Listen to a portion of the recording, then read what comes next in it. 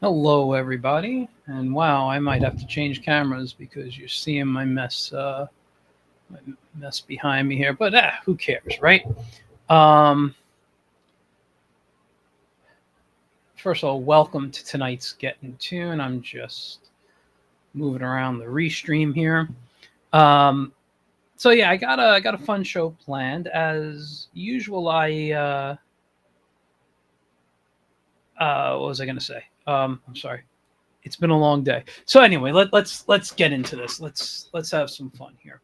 So, as I said last month, once a month I'm going to start doing a highlight of.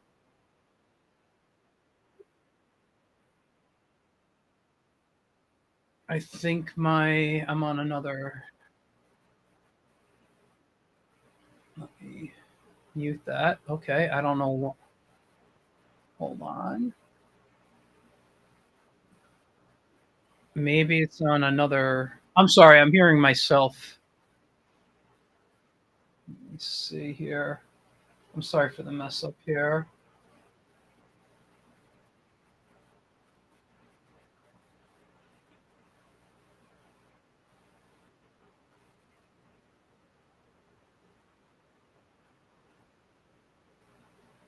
Wow, that was strange. I do apologize. I don't know if you heard any of that, um, but I had my Twitch open in another window, and there's a delay, so it started playing.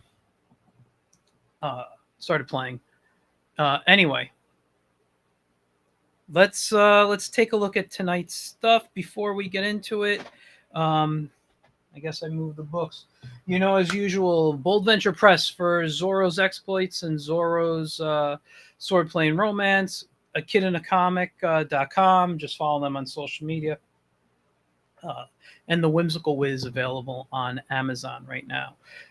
Um, Before I get into it, I just want to give a couple of updates on a few things. Now, I know I said I was going to do some uh, weekly comic strip or comic book updates. What's going on with my book? It's moving a little slow. I didn't do the last 2 weeks due to last week I had a family event, and the week before I wasn't feeling well. I don't know if I'm going to get to do one this weekend. I got another family event this weekend, so yeah, I don't know. But listen, the comic's moving slow. I am highly inspired to work on it. All I'm doing right now is throwing energy into it in my free time. I'm having tons of fun drawing it, and I can't wait to start showing some of the pages, which maybe on next week's Get in Tune I will. So with that, um, yeah, it's been a blast. I've noticed my style change a little bit when I draw. I'll show you a piece. I don't know if you follow me on Instagram or Facebook, but I did this. What if Mel Gibson was the Punisher, kind of circa 19, late 80s or whatever? And that's a little different from how I work. I feel the body is a little bit more realistic and the face is cartoony. I think it's a pretty decent balance. Um, and I've been having a lot of fun drawing like this. And this is kind of what you're going to see in the new comic. I'm just not ready to show the stuff. Anyway, let's move on to tonight. Let me share the screen, and I want to talk about crowdfunding. Now, my show is all about indie comic creators, and the majority of them crowdfund. And I am on the wrong screen here. So, what it is for me, and I have never crowdfunded anything. I will make that clear. Um, I don't. I never did because, well, number one, I wasn't really putting a lot out that I thought would be worth crowdfunding. Number two, I don't know if I can handle it.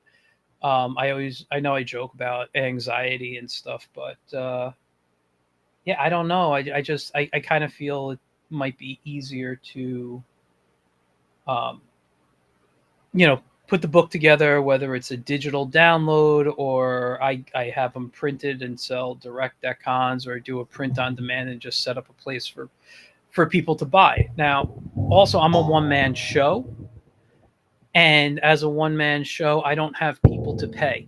So crowdfunding is good for that too. And there's a lot of benefits to crowdfunding. I've even considered it not for this year, but maybe late 2026 for a book.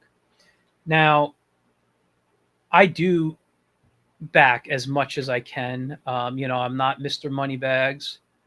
Hello to Jade Rabbit. Hi. Um, I never I back what I can. I don't, like I said, I'm not Mr. Moneybags. If I did have all the money in the world, I would be supporting every creator I can. It is something that I think is worth doing. Indie creators, whether it's music, comics, animation, the industry is going through a lot of changes, not just comic, but entertainment in general. And people need a way to get different content. When people look at comic books, most of the time they think superheroes, at least here in America. And I love comics from around the world. I really mean that. As a kid, you grew up on cartoons. Like I loved the Smurfs as a kid, right? When I learned that Peo was the creator, and looked at his work and I studied his work, his art, and I saw he also had a book called Benny Breakiron, which I loved. Um, this was different than just superheroes. And don't get me wrong, I love superheroes. Um, but superheroes are what are primarily on the shelves in the comic book shops, which are slowly dying. Unfortunately, they are my favorite place to visit besides like an art supply store for inspiration. I loved going to comic shops. I love the atmosphere of comic shops when you go in and you could be talking to this one guy, you never know his name, and you'll have the best conversation of your life, and you might see him for 6 weeks in a row every Wednesday, right? But yeah, you don't know, right? um and also you get friendly with the store owners, and as an artist, I do appearances. I think they are some of the best places, and we're slowly they're slowly dying. I recently, through talking to someone, heard there's under 2,000 comic shops left in America, and that's just sad. So being able to support these indie creators with their Kickstarters or Indiegogos or Backer Kit or whatever, I think is important. And I go on a couple of times a week to see what's new or what's interesting, and I follow. And if normally I kind of wait until it gets closer to the end, and if I have the cash, I'll do it. It's kind of like eBay. Was who used to snipe someone, if they still use that term. Now this is a backer kit that's on the screen here, and this has already been over. I just wanted to talk about this because I forgot I even backed this project. All right, The Legends of Adventure: The Story of Sierra Online. When I was a child, and I'm going back into the 80s. I was born in 76. So when I was about 9, maybe 8 or 9, my father brought home an IBM PC Junior. And the first game we got for it was King's Quest. It was put out by Sierra. And I believe King's Quest is the first kind of like visual fantasy role-playing game online that you actually had to interact with and type with. I don't know, I could be wrong, but I believe. And then they made games like Police Quest and Space Quest and Quest for Glory, and not all their games were Quest. They were the people who put out Leisure Suit Larry and tons and tons of great stuff. Anyway, this is the story of this, and a group of people got together and you know, they're putting a film together about the history of Sierra. Now, Sierra is now owned by Microsoft. All right. They were bought out, I believe, by Activision, then Microsoft acquired Activision. So this is some cool stuff that you can get on here. Now I'm waiting for the movie. You can see I did the $50 digital, so I'm going to get a digital copy of the movie. This is Ken Williams. He was one of the founders with his wife Roberta, and there's Roberta. Um, these people here were really inspirational for me in my love of science fiction and fantasy. Now, obviously, I grew up on Star Wars and all these other cartoons and stuff that were great, but it was being able to be brought into this world of sci-fi and fantasy and interact with it on my own, and it was these games here. So I thought this was really cool. I forgot about it until I went on BackerKit today. Definitely check out BackerKit. They have a lot of cool stuff on here. If you are a fan of Steve Rude, and if you're an artist who isn't, and if you watch his YouTube channel, you'll see that Steve Rude has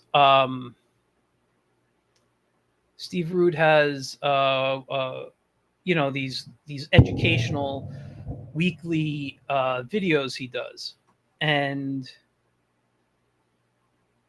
he'll talk about painting this technique, or he'll show how a Loomis technique. If you know who Andrew Loomis is, which, by the way, he's one of the best. Get his books. Anyway, Steve's putting together basically a how to draw book. I think he's basing it off. I don't know 100%. I'm a little confused on it. I think he's basing it off the How to Draw Nexus book that he did for the animation, but he's making it larger. He's making it more. But Saturday, it's going to end up on BackerKit. So if you're a Steve Rude fan and you don't follow his YouTube channel, you didn't hear about it, go on, because this Friday is Free Comic Book Day. And Free Comic Book Day, although I can't, like I said, I have my family event, I'm not going to be participating, meaning I won't be in a store. But I've already looked up the local comic shops near where my family event is, so I can try to hit up multiple stores if possible, definitely one, so I can support a comic shop on that day. And usually what I'll do is I'll get a couple of the free books and I'll try to buy a trade, or if I'm collecting a storyline, I'll look for some back issues or whatever. So I do what I can to support the comic shops, especially on that day. So if you have a comic shop near you, or you don't know where it is, just look one up. Look where the closest shop is. So he's doing it this weekend for Free Comic Book Day. Anyway, so BackerKit, I clicked on comics and I just went through. And I'm really interested in some of what they call the project teasers here. These are ones that haven't come out yet. This Critters one, which I believe is this what I have. Oh no, this was, I don't even remember clicking on this. Indeed Nerds. Oh, Indiginerds. Sorry. Wow, that was bad of me. I have no clue what this is. I will have to look at that later. That's Kickstarter. We'll get to that.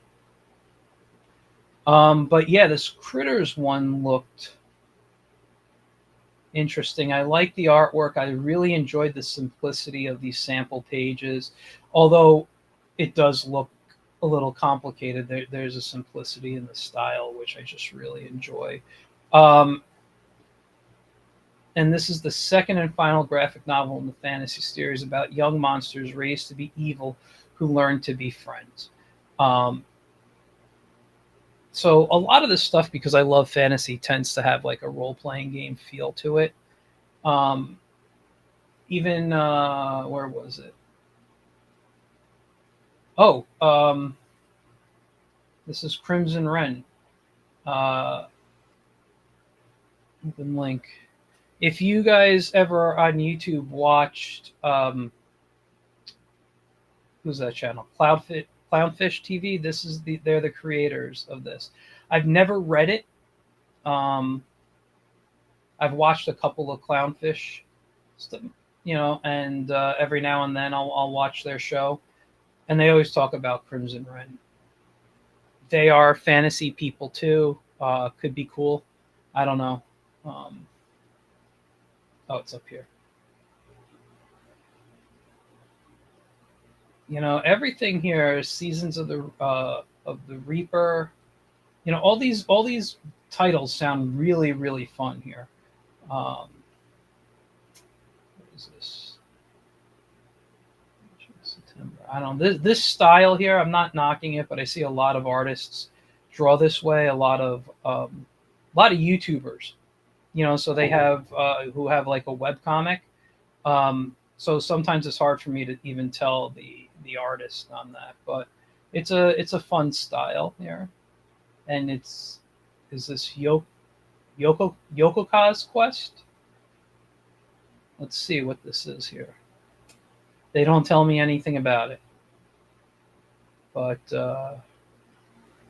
I feel it's probably a web comic that they are putting together into a collection. I didn't mean that. I wanted to go back because let me just go home on here and then to comics. I was interested in this here, The Adventures of Lion Man. Now, Lion Man is a public domain character. He is one of the first. I don't know if he is the first black superhero or one of the first black superheroes. But yeah, you can look him up. Look up Lion Man. I think the artwork in here looks great. This is from the original comic here. And this is the new stuff. So really nice updated artwork. Kind of like this. It's although it does have a bit of a Black Panther feel to me there.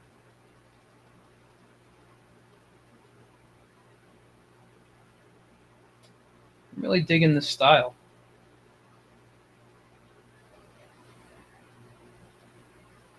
This is nice stuff here. So yeah, something to take a look at.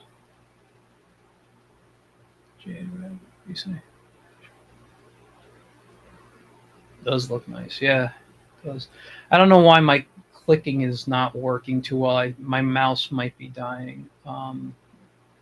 So yeah, that's backer kit. Let's close out. I was scrolling down through. This is Kickstarter here, and there's a lot of Kickstarter now. This is one of the things that bothers me. I don't know why companies will go together to put collections of books through Kickstarter here. I'd rather see indie people instead of. I mean, I'm not knocking the companies for doing it. Everybody needs cash. And when you have a brand like Transformers, who I'm a big Generation 1 fan. That was my childhood there.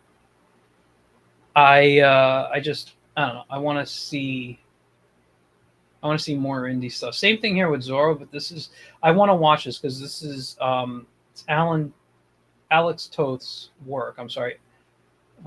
Alien Books. I was reading. I thought I saw Allen Books there. But it's the remastered, of his original Zorro book. And if you don't know anything about Alex Toth, or if you know anything about me, Toth is one of my all-time favorite guys when it comes to comics.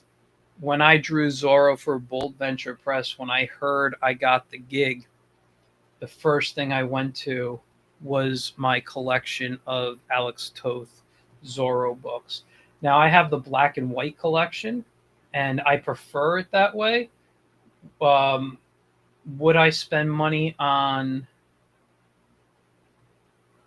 a you know, remastered one?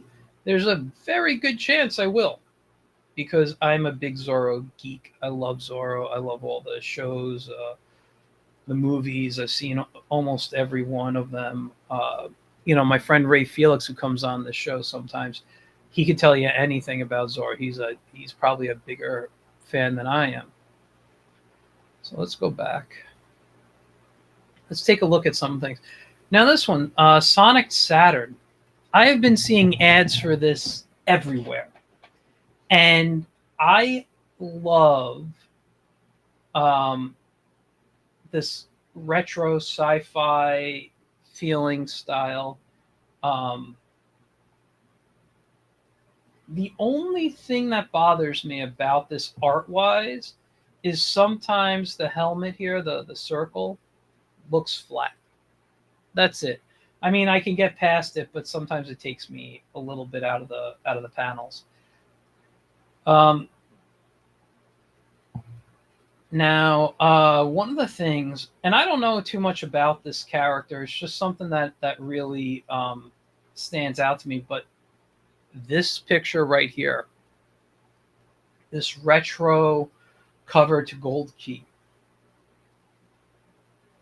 this very geometric design. I just love the look. I would read an entire comic that looked like that right there. I know it's hard to see. It's under Mario. Is this Vergoa? Vergoa? Sorry, I'm bad with names, but this is fantastic here, and you will for and let me say something. For $12, you're going to receive all 4 issues digitally. Okay, and I believe, yes, 144 pages digitally for $12. I think that is an amazing deal.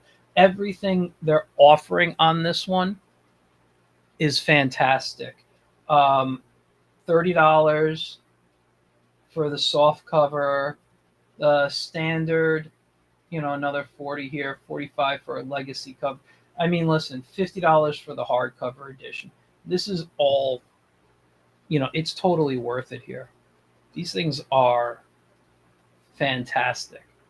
Um, so let's see. It's the year 5005. Earth lies in ruin, a wasteland ravaged by ecocide and corporate greed. Humanity has moved to the stars, colonizing the rocky planets and moon across the solar system, where the corporate board reigns supreme. At the heartless, lawless frontier, a bounty hunter roams one of the deadliest regions of the Cassini division. Sonic Saturn. I love that name. A gunslinger battles the demons of his past and the crushing debt to the crime boss Fish Lips Bonetti. Having faked his death to escape his old gang, he now faces his darkest foe, money. In a world where law and order are scarce, Sonic Saturn hunts bounties, chases redemption, and seeks freedom from the ghosts of his past. The odds are stacked against him, but one thing is certain: he'll face whatever comes with his six-gun infectious enthusiasm. Now, let me tell you, this one at least has $12 out of me. It has my money. All right, there's 14 days to go. They're asking for 10 grand. They're at 8,555. Let's help them hit that mark. All right, that is one of the best things we can do. I'm going to leave this page up. Now, Papa. This is done by Phil Russett. He is the writer of it. I've already backed this one. I think I did the digital copy. Oh yeah, I did the digital copy here. Now, this is what I'm going to say about Papa. First of all, it's dedicated to his father. All right. What's that, Jade? Honestly, sounds straight from. Yeah, absolutely, absolutely. Um, Now this is it's intended to be a 110-page graphic novel, but he's breaking it up into chapters, and um, I don't want to go into the whole thing right now, but I will say this, and this isn't just because Phil's a friend of mine. I own about 5 or 6 books of Phil. Some I bought from him at shows. I think 1 or 2 I backed. I backed his first book, Tragedy. There is not one book of his that I've been upset with, like meaning that I didn't have a good time, the story didn't move me. There was something about the way Phil writes. He knows how to connect with an audience. And I know this is a side thing for him, but given the right opportunity, Phil could turn this into his full-time business. He's that good of a writer. Um, and he's a good businessman too. Coming up with Tenchi, I always say this wrong, Muyo.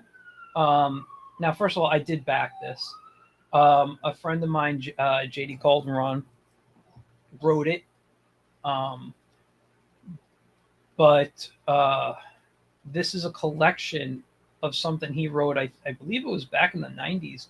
He wrote the story and they published stuff, but it's a 6 issues of the American comic collected in trade paperback, unique hardcover version with a cover based on the original wraparound, digital PDF of the entire comic. So I'm doing the digital.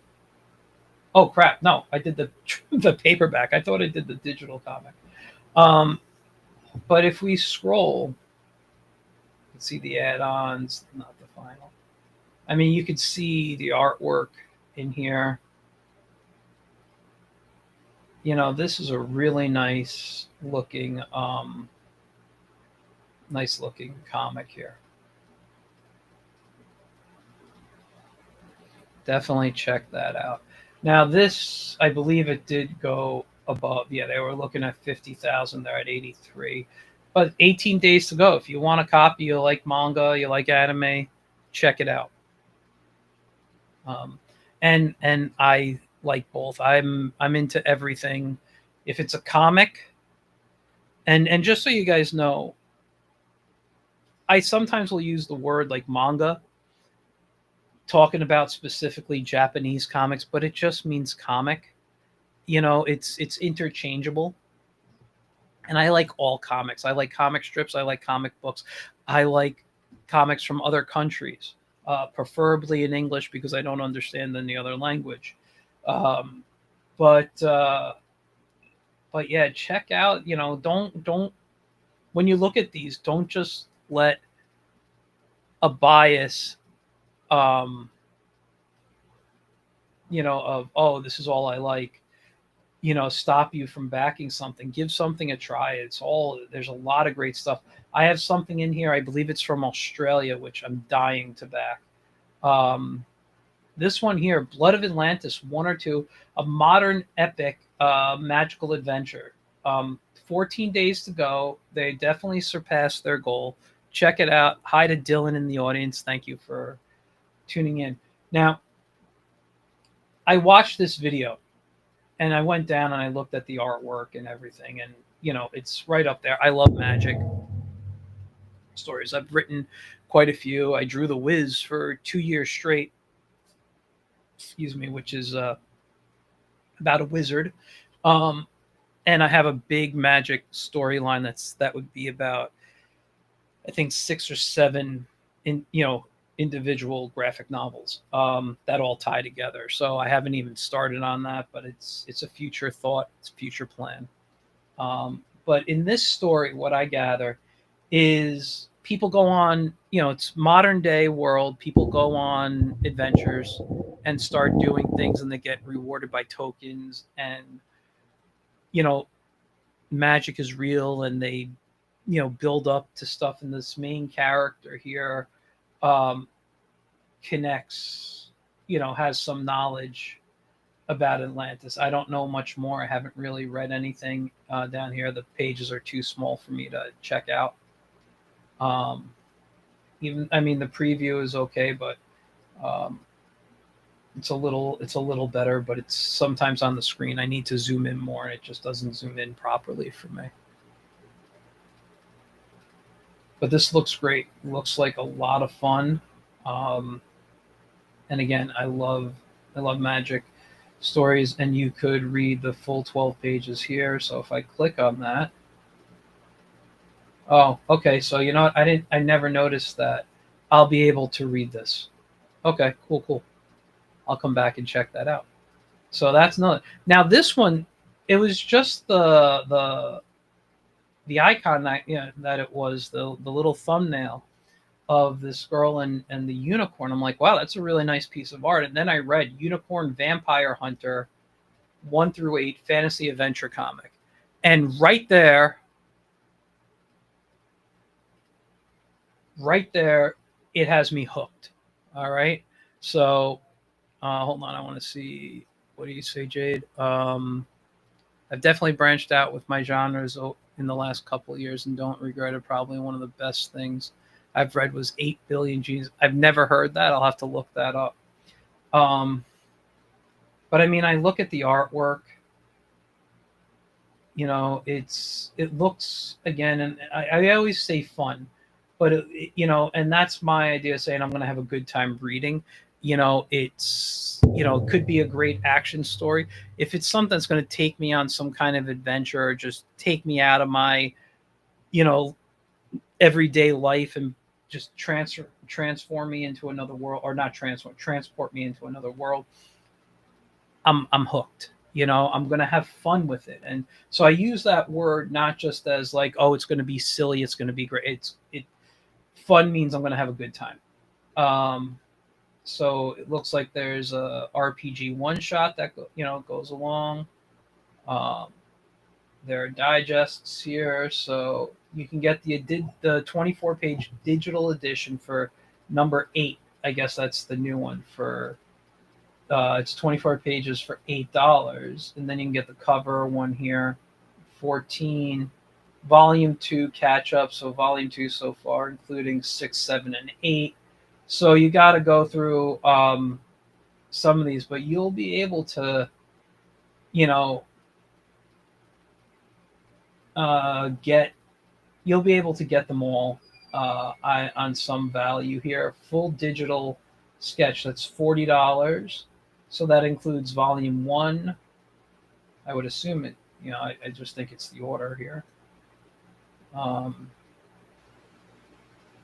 but it says volume 1, volume number 6, number 7, number 8, and the uh, digital copy of the RPG game. So it's not bad. Good prices here. Now this one, it was another one where the thumbnail got me. It just had a fun looking piece. This is Banana Blitz. Um, so just here, a 40-page comic introduction to a world steeped in wacky supernatural phenomena and girl willing to explore it to achieve her dreams. Um, so the story is a wacky adventure following Evelyn Atlas and her friends as they hunt a plethora of both dangerous and zany supernatural entities for cold hard cash and a dream to make it to the stars. Um, so I would totally check this one out. How are they doing? I haven't looked. So they had a $1,000 goal. They've totally beat it. There's 14 hours to go. If you're interested, hop on that right away. Right? It might be less since let's hit refresh. Nope, 14 hours still to go. Let's see. Teen Force 5. It just got funded, I guess, today. I guess that's why they put it up there. 23 days to go. I think I might have backed this one because I backed the digital sidekick edition. It was a deluxe edition. It comes with a digital copy of the PDS Plus, the cover gallery, a PDF script by the creator and writer Charlie McElvey, a digital copy of WatchGuard Zero, The first appearance of Blue Chip, the digital indie comics bundle. I don't know what all that is, but for $8, that is a heck of a lot. Um, and let's read the story. Right. It all starts with the pursuit through the streets of Summit City, a confrontation that turns to chaos and a battle against the rising metahuman gang threat. But that's only the beginning. When a team of young metahumans, each with their own unique abilities and personalities, come together to face in the face of danger, it's not just about stopping the bad guys. It's about learning to work together, balancing egos, discovering their strengths, and figuring out what it means to be a hero. As the fight intensifies, two new would-be heroes stumble into the scene, looking to make their own marks. Will they rise to the occasion? Are they ready to be part of something bigger? And what happens when five young strangers with powers, problems, and attitude start fighting on the same side? So, Team Force 5 is about friendship, found family, fierce battles, and forging your identity in the middle of a storm. I don't know, it looked cool. Sounds like fun. We'll see what happens, right? And these, I believe, yeah, they were funded already. What's next on here? Now, this one here, Steppers Volume 1, The Liberation of Steamboat Willie. I brought this up because one of the things I like to do on this show um, is to provide my audience with something I think they'll like. Now, me personally, this isn't for me. I'll tell you why.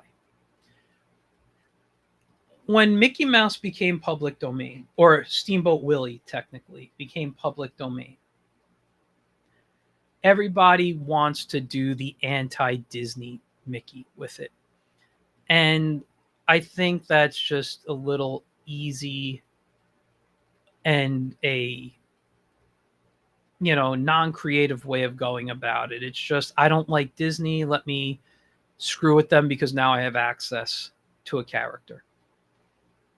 If not, I mean, this is political, it's philosophical. I watched the trailer to it. I'm not going to say I hate it, you know, because for a certain audience, this is going to be amazing.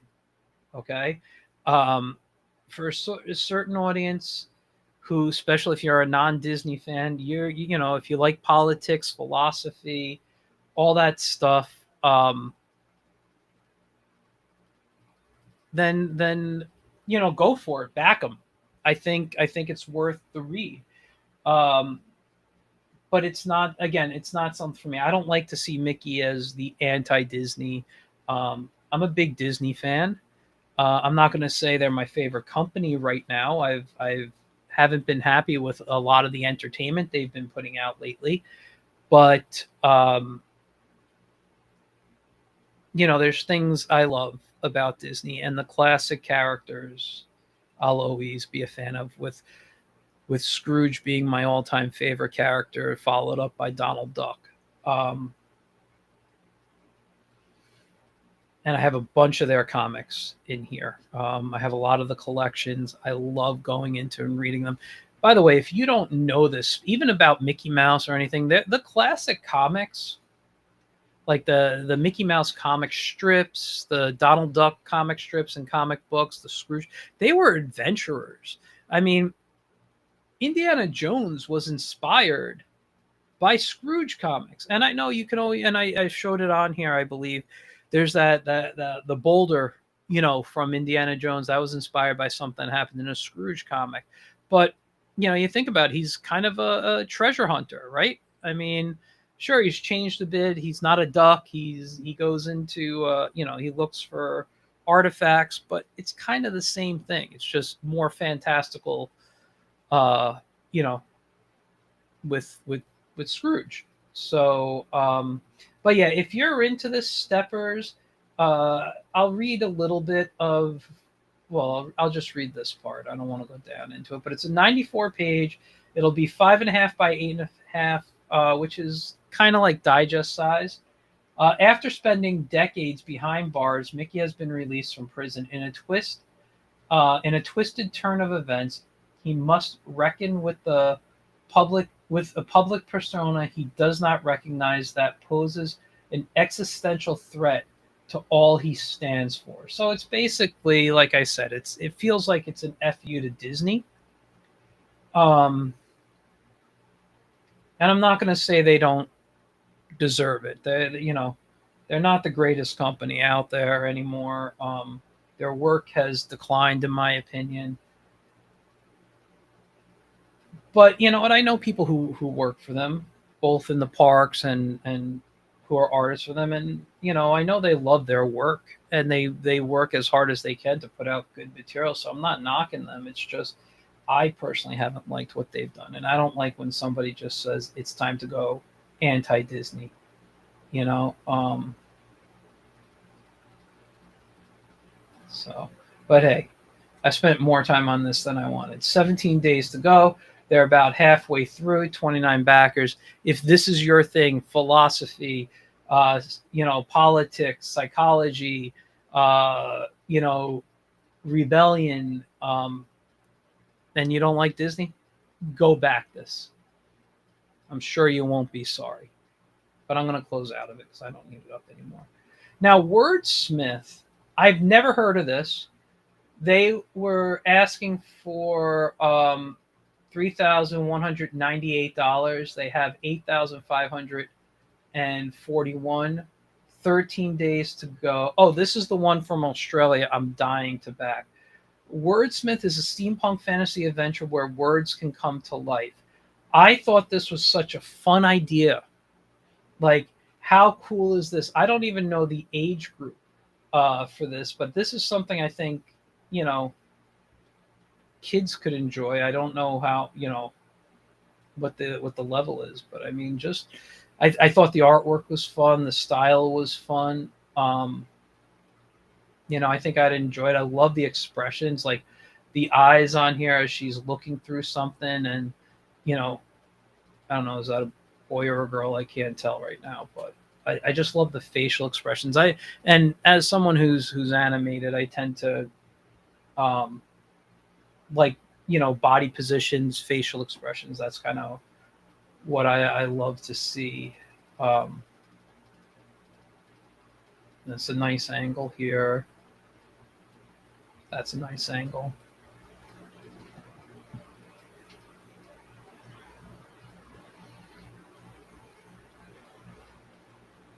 So this is volume 5. Now here for $14, well, about $9 American, I believe it is. You can get the PDF of volume 1 to volume 5 and more. Let me click on details and see. I didn't click on that before. So this is the one I was looking at. So it says here, so you get Moon Goddess Deluxe. So if you missed out on Moon Goddess, you could pick it up as an add-on. This just says 1 through 5, 1 to 5. So I'm assuming you get it all. This is the print copy of it for about 19 American.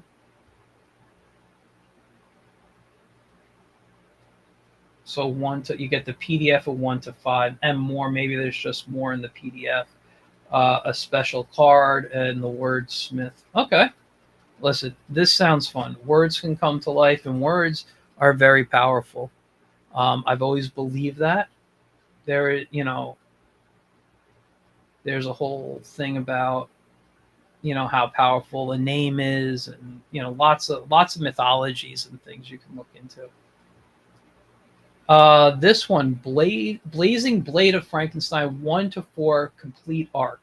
Now they've already surpassed their goal. They got a week left, but this image cracked me up when I saw it as a thumbnail, so I had to click on it. And I love this. I just love the artwork. The covers are fun here. this throwback to classic horror movies here. But just look at the artwork. This may not be for everyone. It gets a little bloody and stuff, but I chuckled at some of it. I know it's because that sounds weird, but because I wasn't expecting it, so it made me laugh. You know, like when I saw where was it? This guy for the first time with the sword going into his mouth, and I kind of chuckled. I'm like, wow, that is, I wasn't expecting it, and that was just a very fun piece here. But yeah, the artwork looks great. Um, they have a bunch of different rewards here. 4 is the new book, so you can get that on its own for $5 as a PDF. If you want the print, all the books printed, it's $40, which doesn't seem bad. You can get the deluxe. I don't know what that one is. 14. That's the hardcover. I would probably do digital on here. Digital 1 through 4, $20 to get all the issues digitally. As long as you're not getting like 5 pages of story, you're gonna that's definitely worth it here. Now there's always a lot of Kickstarter. That's the big part of my tabs here. Thunder Zone Comic Strike Back. I'm going to talk a little bit about this. You can go back. God, what's it been? 3 weeks, maybe a month. I had Dan Shannon, who is behind this Kickstarter. Is it Cian? Cian. I'm sorry, I put the H in the wrong spot. Or Sen. SEHN. I'm sorry. Unless he's around, he's on for me to ask. I never remember. I do apologize, Dan, if you're watching now and in the future. And what this is there's different books here. So Nature Man is a public domain character. I believe that might be Lion Man. I don't remember. But Nature Man is actually, I'm not Nature Man. That's Stardust. Nature Man is the comic cover. But that's Nature Man. That's probably Nature Man right there. And what it is Dan wrote a few different things, and Stardust is a public domain character, so you have access to do a Stardust series. There's a one, I forget what it's on. It might be Kickstarter. And it's a collection. It's a Stardust comic, I believe I saw. And there's a bunch of different, like, well-known artists who worked on it. The cover, I believe, was a Mike Allred cover. But this is great. Now, Marshall Strong, I love the look of him. He gives some samples. Big House Blues, I kind of like this. It's about a superpowered prison, and he and Big House right here. I don't know. I don't remember his name, but the Big House guy here. He's like one of the guards there, and he has to fight and stop the criminals from escaping or whatever. It's kind of interesting. Supercross.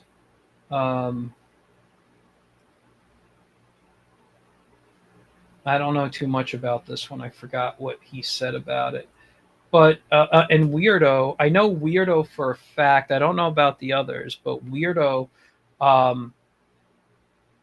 was serialized in Antarctic Press. That's Ben Dunn company, his company, and it was like one of the, I don't know if it was the first American manga companies, but it was up there as I'd say one of the first. And he's been around forever. Ninja High School, Warrior Nun, all those things. And actually, I just backed one of their campaigns a few months ago, I think back in November, and I just had it delivered. It was like, because they're celebrating, I forget how many years. They've been around since 85. So what's that? 95, 2005.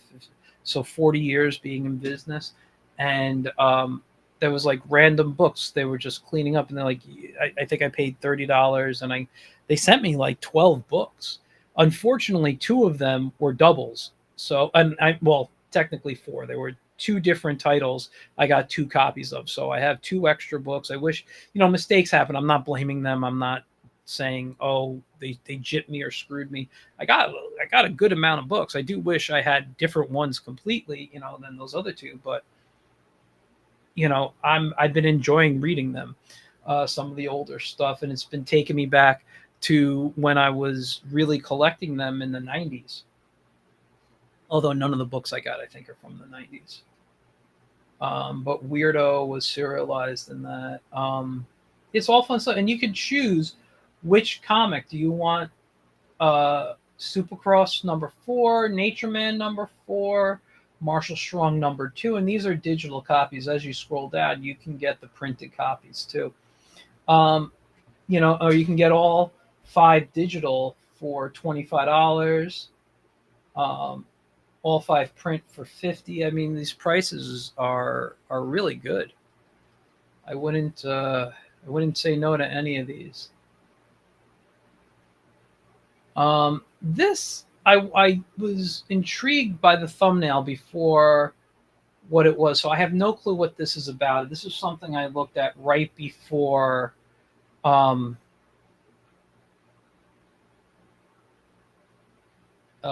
show started tonight. Now,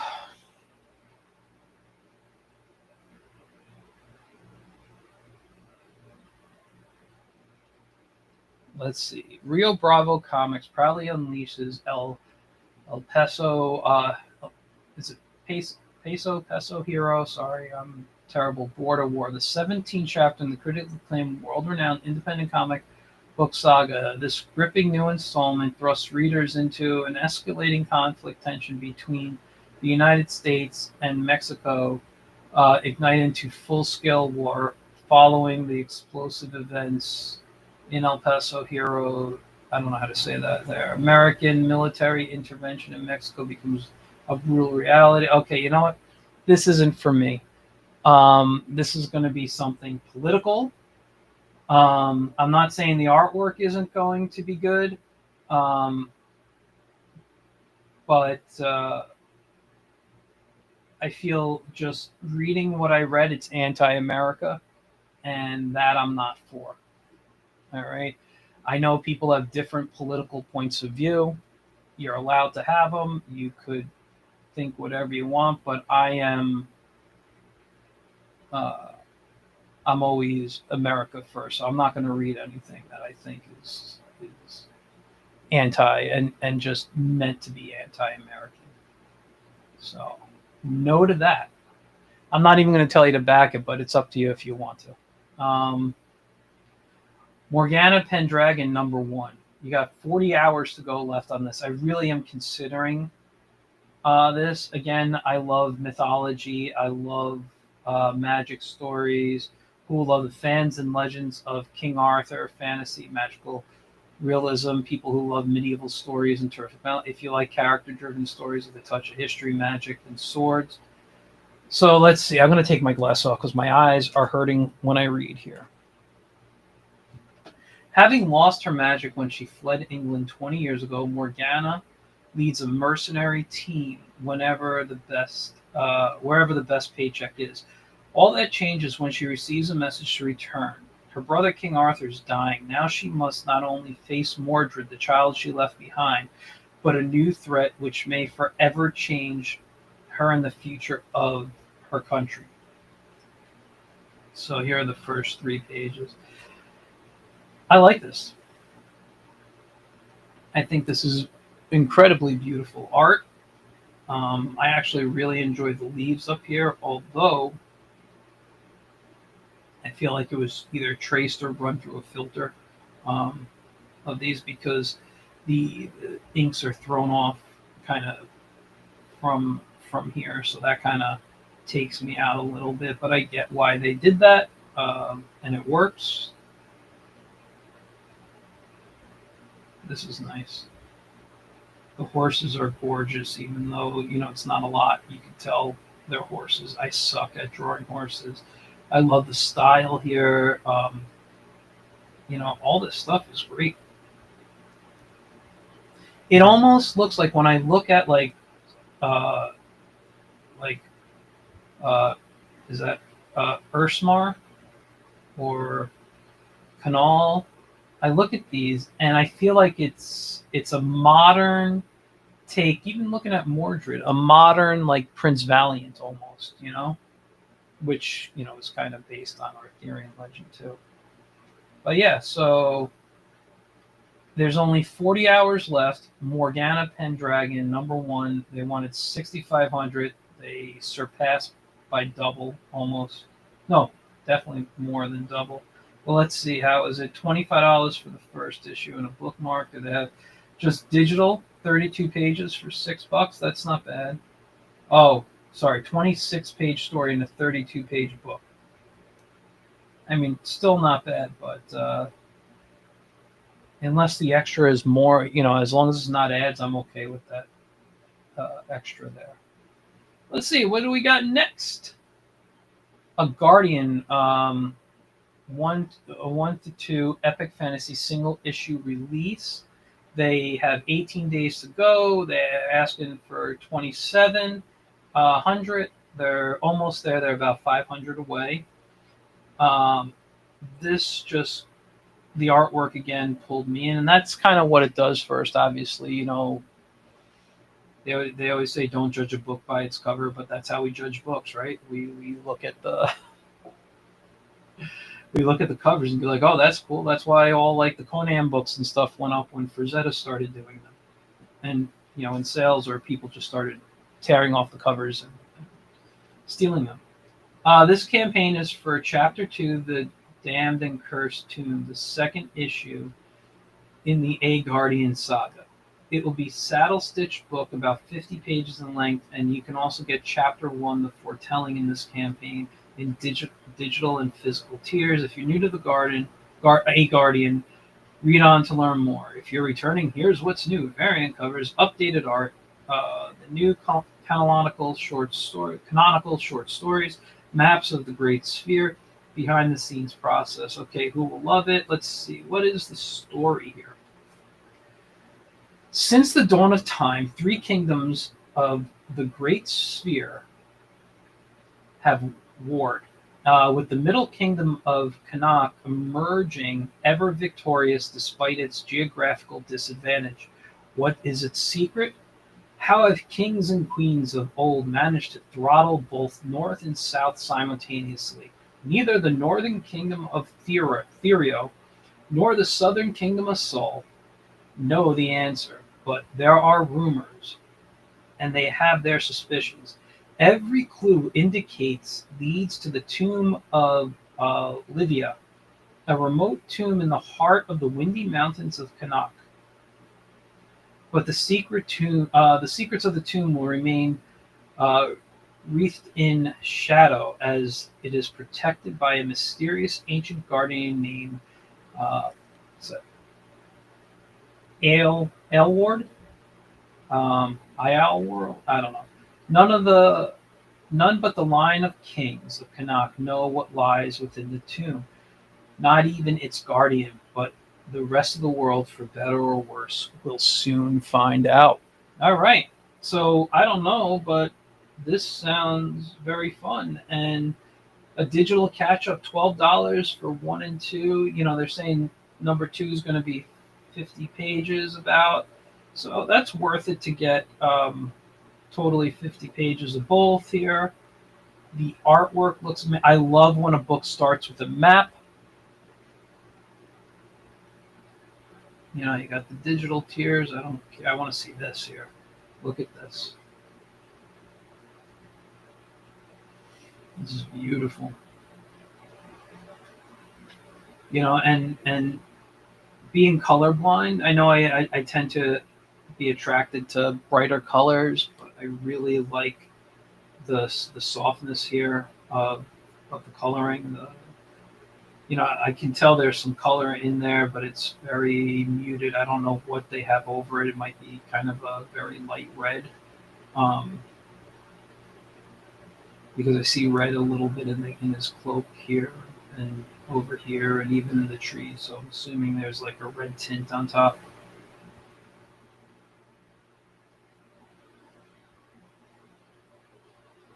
This looks great.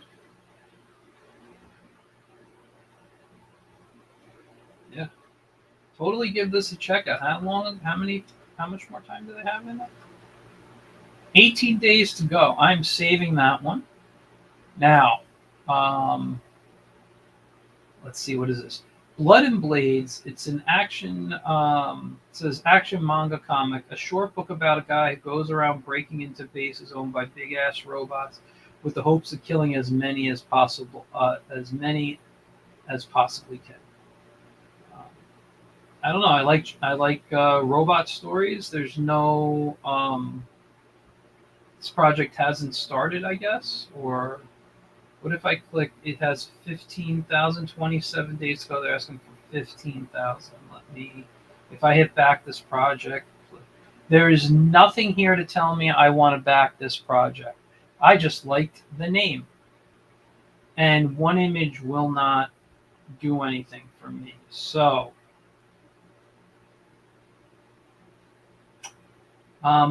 I'm just going to tell you I'll wait and see, but I'm deleting it right now. Now, this one, distinctly British comics, a brand new, exciting creator-owned cosmic comic with more bite than a British bulldog and more punch than a punch-drunk punk. All right. Um, distinctly British comic, born out of the workshop tea room discussions about the awesome comics they read as kids, from Slane McGrath to Dennis the Menace. Now, for those who don't know, there are two Dennis the Menaces. One of them is the American one that we all know and love, and the other is the British. Now, I actually, when I was in Spain, I went to this convention, and they actually had, back over there, they had a soap. This was like a soap or a shampoo of the British Dennis the Menace. I'm like, I'll never be able to find anything in America with him, so I made sure to pick that up. I got it for a good price too. I think I paid under $20 for this. Um, but yeah, and I had a really nice conversation with the vendor. Because he's like, no one knows who that is. Talking to me as an American.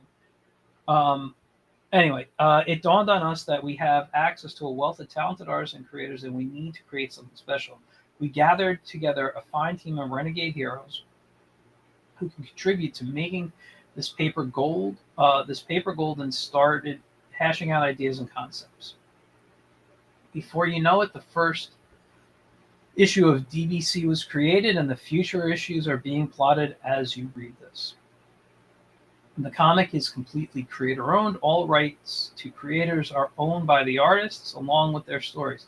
Profits will be split between the group, and any such future contributors will get their... Okay, so basically that's how they did. So this comic sits among the heavy metal Toxic Deadline in 2000 AD section of your collection. So let's take a look. Right now, I don't care. Not that I don't care about the creators. I want to see the artwork and what looks like. This has kind of a nice looking magical horror feel to it. Yeah,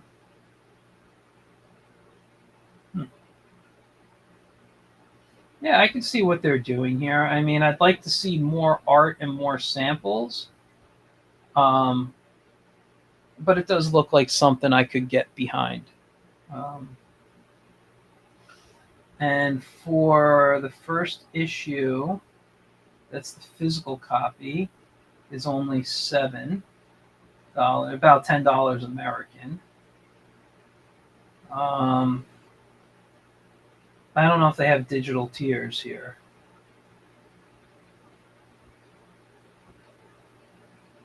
Yeah, it doesn't look like they have digital tiers, so I don't know if I would back it right now. They have 28 days to go. They're close. They're about $400 away from making their goals. No, I'd want to. I would want a digital copy usually because I'm running out of room, so I got to be careful with what I purchase. Um, Misfit Island. Now, again, it was the thumbnail that got me. I thought this was a fun piece here. They're asking for 6,000. They got 28 days to go. A graphic novel full of monsters, mythical creatures, and cryptids. All right, so listen. I want to speak personally for a moment. Okay, I want to jump in. This comic is everything. I mean, blah blah blah. Okay, Misfit Island was born from the imaginations of Nicholas Doan, Sarah Silver, and Bobby Timoney. It began with a new mascot for Broken Oar Comics that was designed by Bobby Timoney.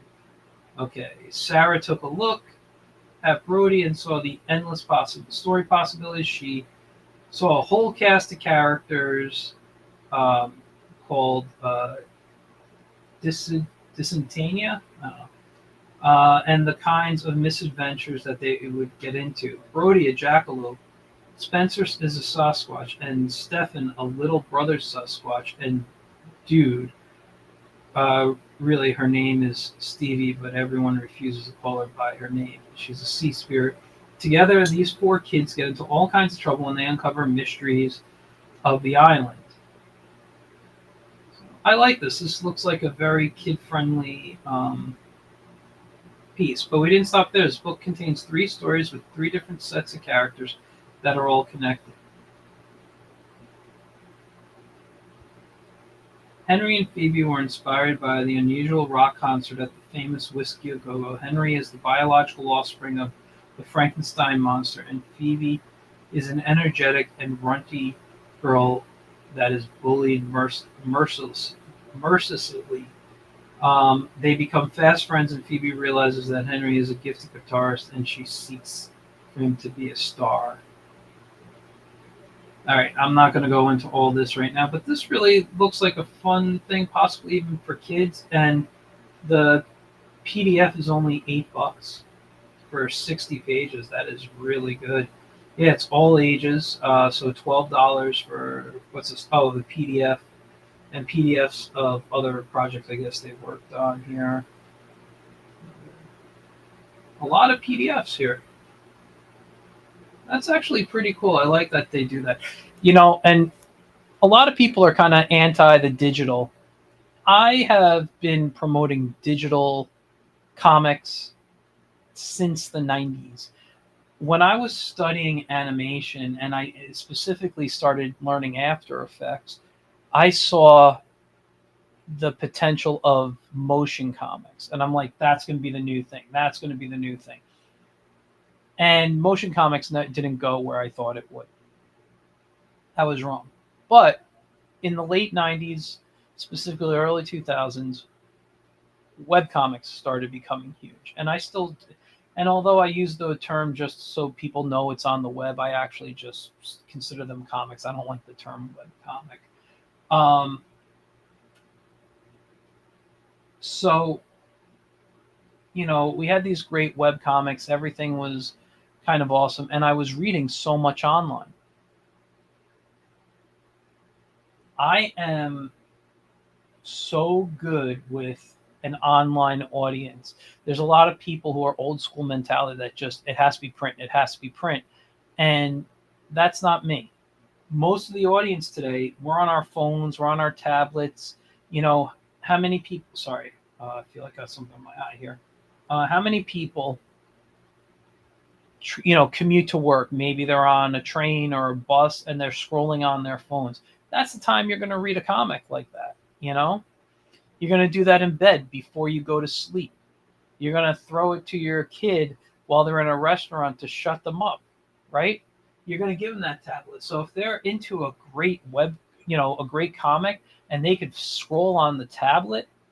Now, don't get me wrong, I love print. If I had the room, I'd be buying more and more actual print books. I'd be ordering more and more print copies of books. But because of social media, because of the digital world we live in, um, I think digital books are great. I prefer to read them though on my iPad than an actual screen. And for my eyes, I set it to the night time vision thing where it's like kind of has a bit of a reddish tint to it, so it's better on the eyes. Um, or brown? Is it brownish or red? I don't know. Anyway, um, and that's when I'll read. And I'll read them at night. I'll read them in the morning, whenever, and that's when I read a lot of my comics. Get a cup of coffee, take out my iPad, which is right here behind me, and I just go for it. Now this one here, Origin of Ashful series, a place where the wasteland districts are divided, each with charms. Yet when disruption plagues land, why not have a little fun? Again, this is something where the artwork really hooked me. If you have good characters in design, I'm, you know, I'm going to be a sucker for that. I don't want to go too much into it, but let's just read a little origin. Ashfall, an unforgiven wasteland, intertwines a sense of humor and charm, featuring a cast of vibrant, flawed, and chaotically dysfunctional characters navigating the beautiful and an unpredictable world that blends comedy, action, and emotional side of this complex story. Uh, I think that's supposed to be a comma there, sorry. That captures the unique stories of the chaotic and charming dwellers of the wasteland. Introducing Codius, a 21-year-old brother of 7 who faces the unforgiving wasteland. Between district conflicts and the ever-changing lands, or the sound of his brother Lucius's shrieks echo through the valley from his sister's latest prank. He wasn't expecting much to change. That was until he was faced with a young, scarred soldier. One sudden attack rippled through the wasteland, intertwining the districts. And then it just goes right here. It says, we released episodes 1 and 2 on Webtoon, illustrating a mix of apocalyptic dystopian with a humorous, emotional, action-packed charm, with a multi-narrative, with a beating heart of its own. We worked our hardest to bring the vibrant and diverse characters and unique storytelling to life. We also worked to produce full prints and currently working on animated series that the crew is super excited for. All right, so these are some of the characters. I haven't seen the interior, but it is on Webtoon. I would love let me see, did they post a link? It doesn't look like they posted a link. But the rewards don't seem too bad,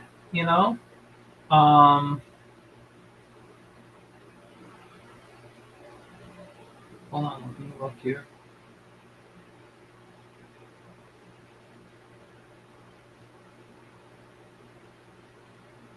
Wait, where did they get the book from? I was looking at the prices, but this is this $40 is for a mug. The rat skills, I don't know. I mean, I like this, but these are for stickers. This is for a digital wallpaper. I don't know. I thought they were collecting the book. Yeah, no, this is for merch. I guess you have to go online and read it. It sounds like a good story. Go check it out. It's on Webtoon. Origins of Ashfall. And if you like it, come back. They have 27 days to go. They're only looking for 600. Get some of their merch.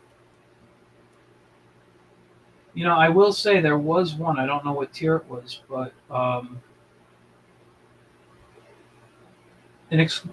Brittle Bone Bundle. Everything in the previous tiers, asphalt pins, and exclusive art book. I'd be interested in the art book. I always like looking at those things. Wolf Nation.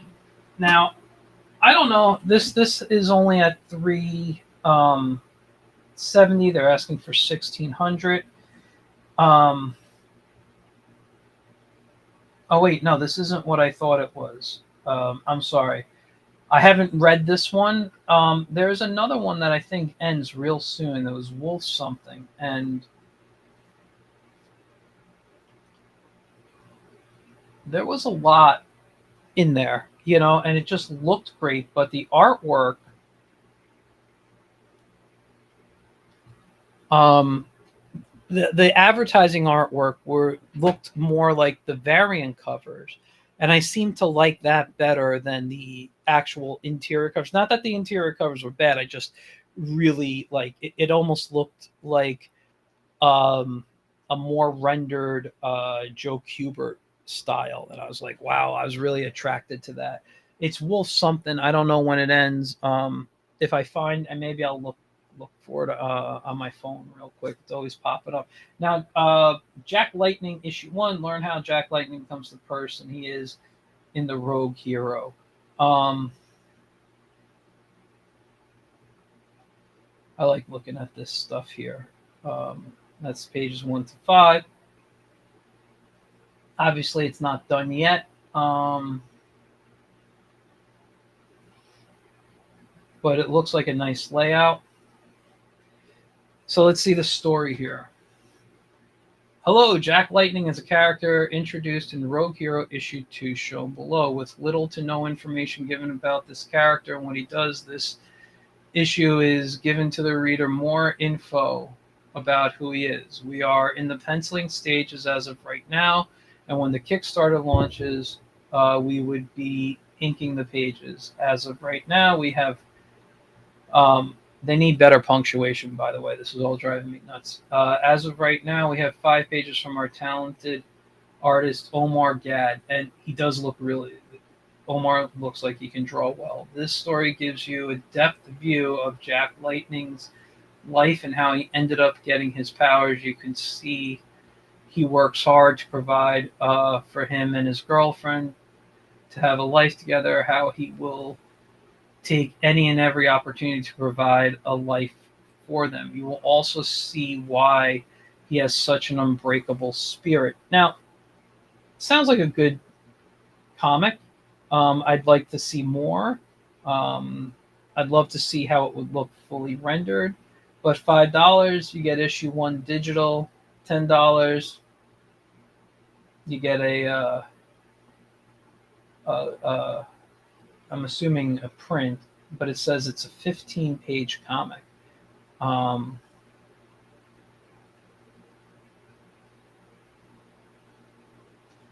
don't know. For me, I don't know if it's worth to pay for $10 for 15 pages. But everyone's on their own. I would pay the $5 or whatever it was for the for issue 1. Listen, each their own, man. You back what you want. I know printing is difficult. I know it costs a lot. That's why I don't like doing it. And one of the reasons I'm sticking to digital for a long time. My book that I'm currently working on, I'm going to. It's going to be a 20-page story for the first chapter. That will get printed with some little extras. That will probably making it a 24 to a 28-page book. But those 20 pages, I'm eventually going to release everything digital. Whether I put it on Webtoon, build a website, post a panel a day on Instagram, whatever the heck it is. I haven't actually decided yet. But I'm going to release the entire story digital first and then collect it and that's probably when I'll run a Kickstarter. But there's going to be about, I'm still planning, it's about 3 or 4 chapters. Each chapter is going to be around a 20 page, so you can figure about a 60 to 80 page book, and with extras to, to entice sales. If it's an 80 page book, you're probably looking at close to a 100 page book, with the extras I'd throw into there.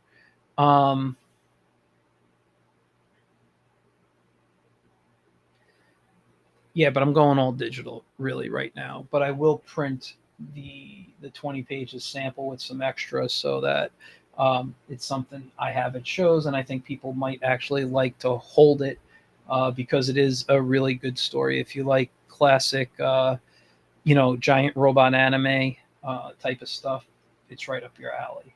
And that picture I showed earlier of the Mel Gibson Punisher piece I did here. This style, now I've drawn like this once or twice in my life with the, I cartoon. I usually do more silly stuff. The faces aren't too different from what I normally do, but the body, that came from me embracing anime and manga again. I mean, I've been reading manga more for the last few years, but I don't want to say I've recently started watching anime, but it wasn't my go-to cartoons up until about maybe 2 years ago, maybe a year ago. I don't remember, but I've been watching a lot more anime lately, and not because American television is bad. It's just I needed a change. I was tired of watching the same cartoons over and over again. I can honestly say I watched the Justice League, animated series, Justice League Unlimited, stuff from the early 2000s. I've probably seen that show, each of them, 10 times now. Same thing with Batman, the animated series, DC, the Superman, all the DC shows, which I tend to lean more towards. But I've watched, on Disney Plus, I've watched a lot of the Avengers cartoon, both of them that they had, although I preferred the first one. Spider-Man, all those things. I'll rewatch a lot of the older stuff because to me, they're more fun than what's going on now. But anime, even though I watched it as a kid and I always watched it, I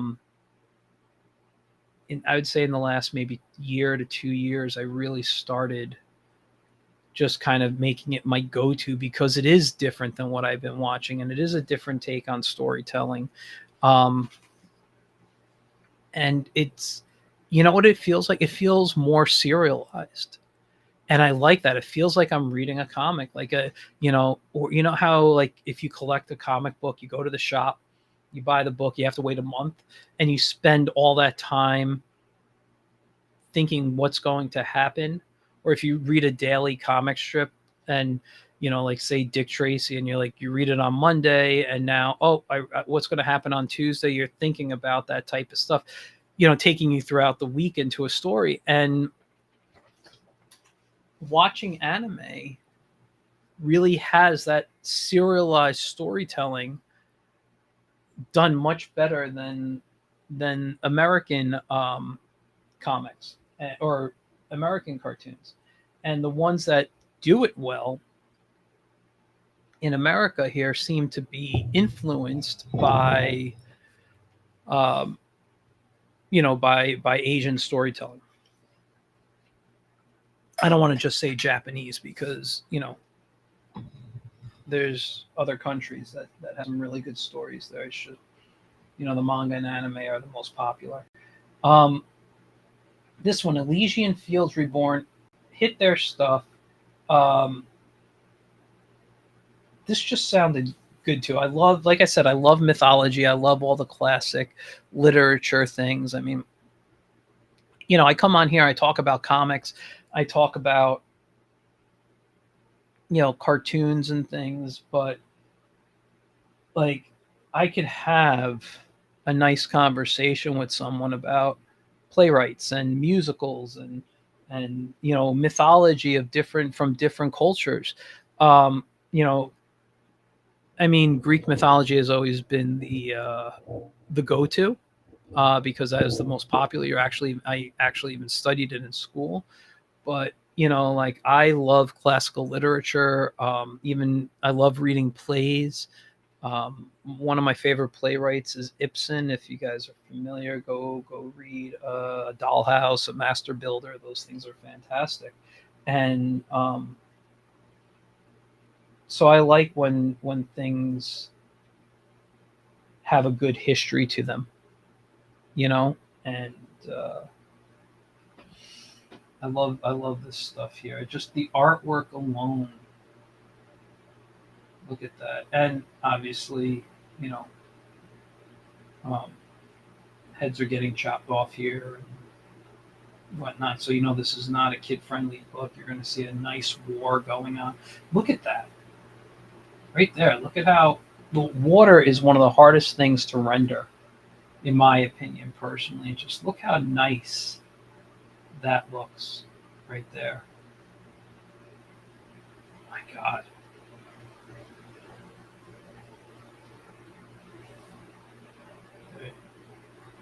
Let's read the story, right? Fueled by pride, driven by rage, chasing after glory, this was the life of Achilles. But despite a number of foes he laid low, his fate was sealed the moment he set foot on the plains of Ilium. So that just as the countless um, that had met his blade, death came and took him. I'm sorry, I didn't read that right, but it felt weird.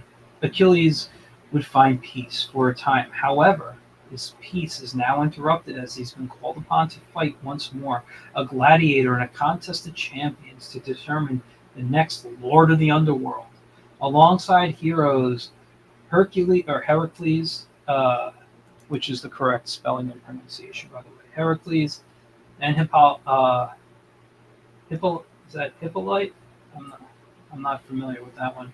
Achilles champions the cause of Hades to regain his dominion over the underworld against the teams of heroic champions, unlike any he's ever faced.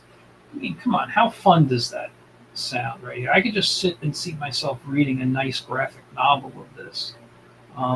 Look at that. That's a beautiful Hercules piece here. I love that the lion uh, kind of goes over his head.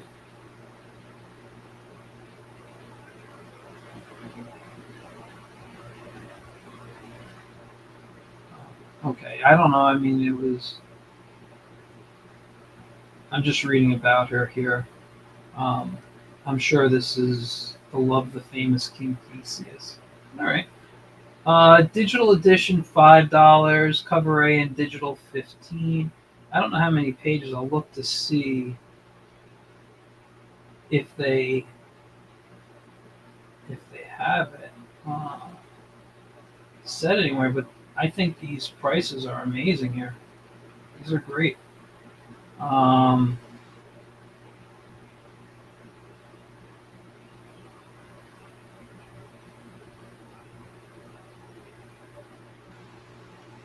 this is a nice team of people. Variant covers. That is gorgeous right here. I love the swinging of the sword here. Hey, welcome back, Dylan.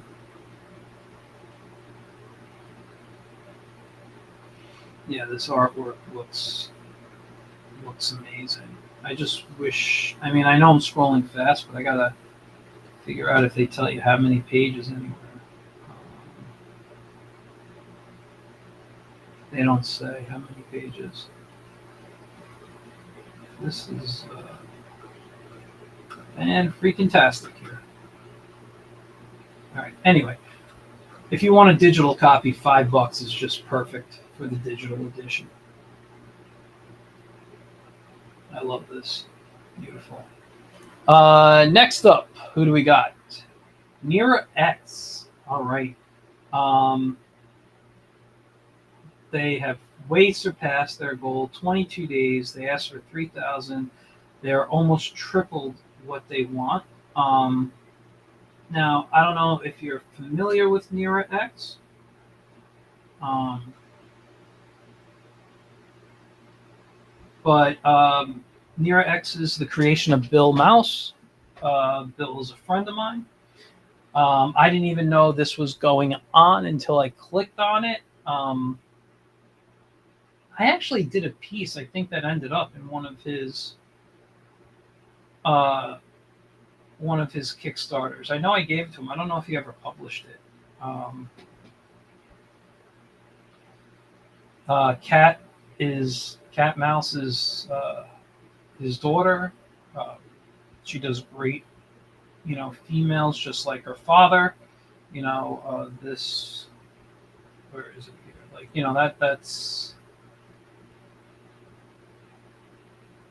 this is the father's art. It's a little she's a little more definitely a little more anime influenced in her work. And this definitely is not for kids because they do um, you know was it NSFW, not safe for work stuff. Um, and there's their dog, the goods. Um, but yeah, no, this art is gorgeous here. I've been wanting to make stuff like this with the Wiz, where they're little sets, stand-up sets. So I had an idea for a Wiz role-playing game, and also just kind of like a play set. But yeah, these crack me up. I've seen these before. This is, I believe, a different character now. But what it is, it's a mouse pad, and it's an ergonomic mouse pad.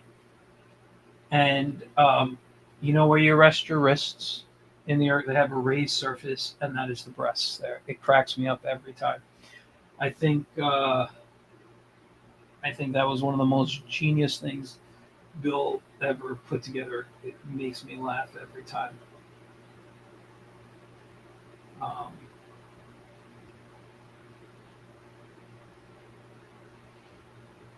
anyway, let's see what do we got going on here.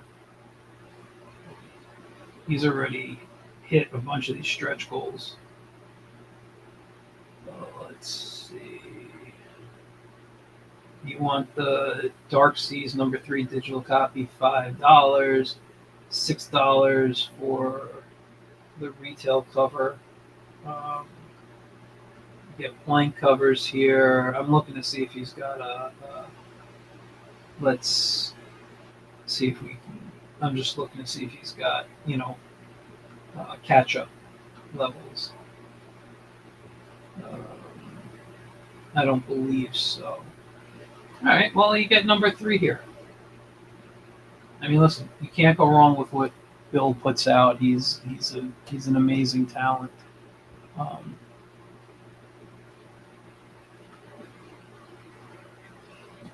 anyway, let's close that one out for now. American Dreams issues 1 through 6, the ongoing comic series. I look at this for a couple of reasons. I keep seeing this. I believe I follow Daniel on social media, and I keep seeing this character pop up on like my Instagram, on my Facebook, and I never took time to explore it. So I wanted to. Um, let's see, what does it say?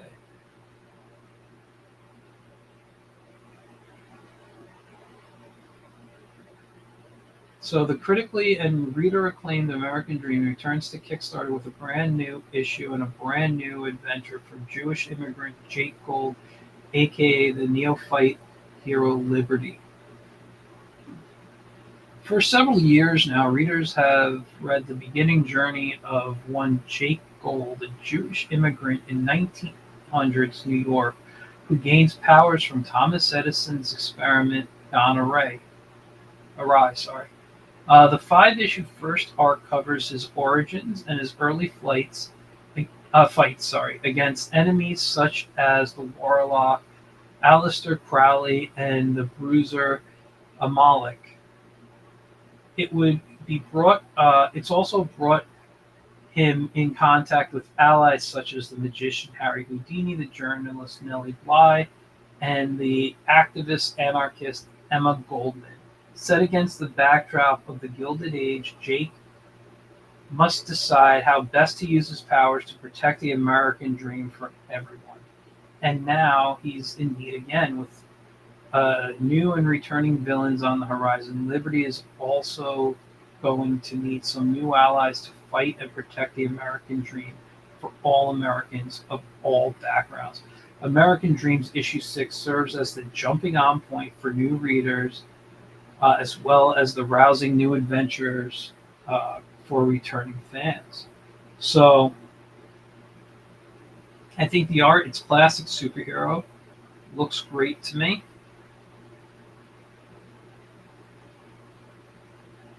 I love this era of, um, of America too. I'm actually a big fan more of like the frontier era, the early frontier stuff. Daniel Boone, Davy Crockett type of stories. I really love those. The Old West, things like that. But there's something about this era, the turn of the century, that is great. On Netflix, I've been watching. I've only finished season 1, and I know it's kind of old, but there was a show Warrior, and it's about late 1800s.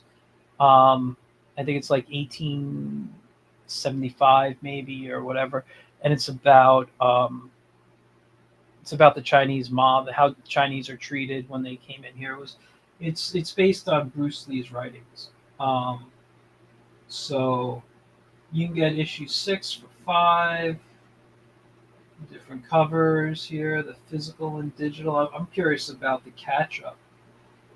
Um, let's go complete digital. So okay.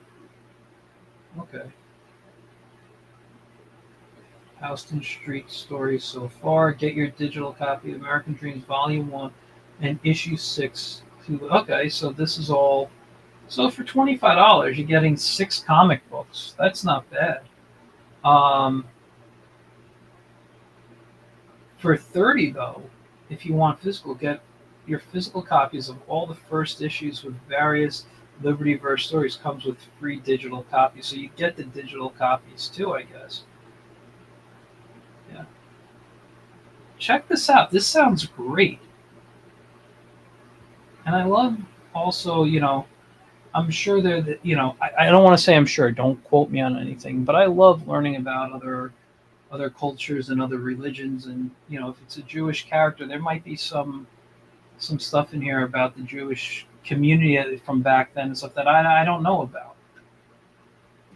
So check this one out.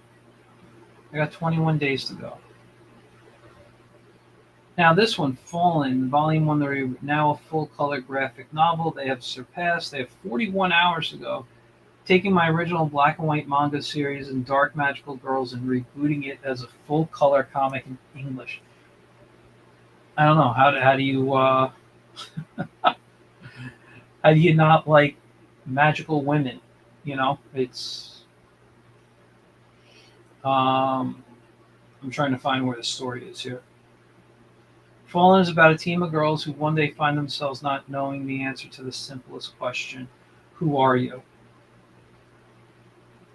Vox, a mousy messenger from a goddess-like being known as, I believe that's pronounced Eon, or Aeon, tells the amnesiac girl he can give them back their identities. All they have to do is return and fulfill their duties as guardians, an elite team of warrior women with magical abilities. We primarily follow Arma as she tries to help a lost little girl who ends up being much more than she seems. All right, I'm not going to go into the whole story, but this looks like it could be a fun story. It tends to be something I would feel leans more to a younger female audience. I don't know if I mean, Okay, maybe teen, because you don't want to give that to a 7-year-old or anything, right? So like 14, 15, maybe, I don't know, maybe older, who knows? I don't know the right age group for these. When you look at a manga, they can do some crazy stuff for different age groups. Like, I remember reading the original Dragon Ball, when Goku's young and starts off, and in the it's meant for, it falls under what, shonen, which is like 12 to 18-year-olds, and like within, I don't know how many pages, he's naked. So Japan has a lot of different things that pass than we have here. So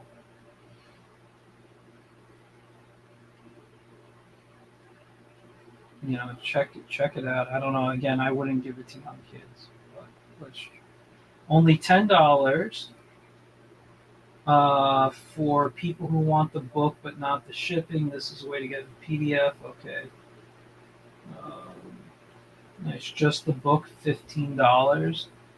Again, I like to know the amount of pages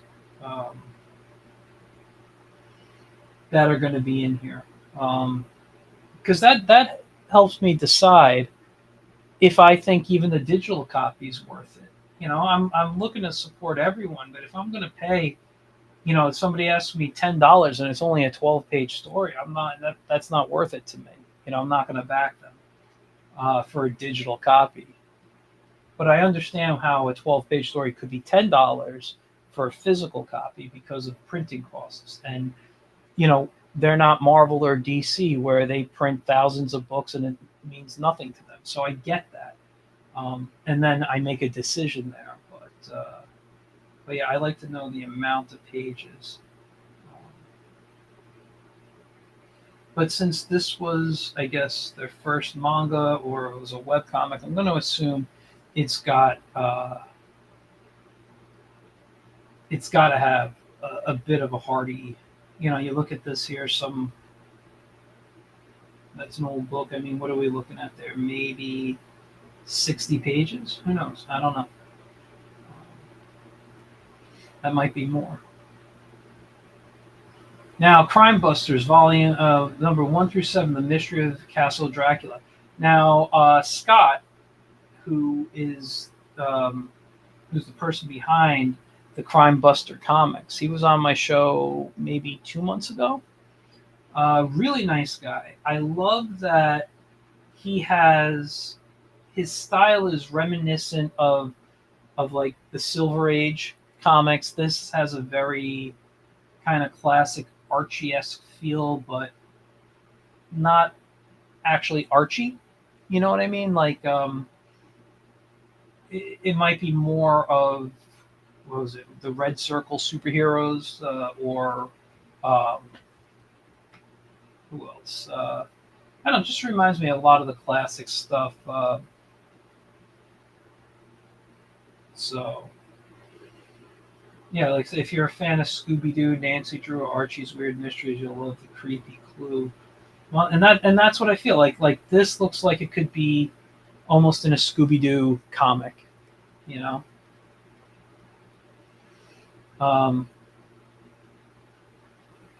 This is great, like an old Choose Your Own Adventure cover. This is number 7. It's, you know,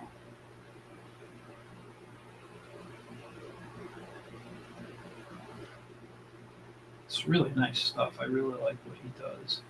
So, here, let's check out. So, available with the catch-up bundle, you'll receive physical copies of the entire Crime Busters saga to date. The Crime Busters Volume 1 trade paperback, which collects issues 1 through 5, one 212-page volume, plus the Crime Busters 6 and 7. You'll also receive the digital PDF editions.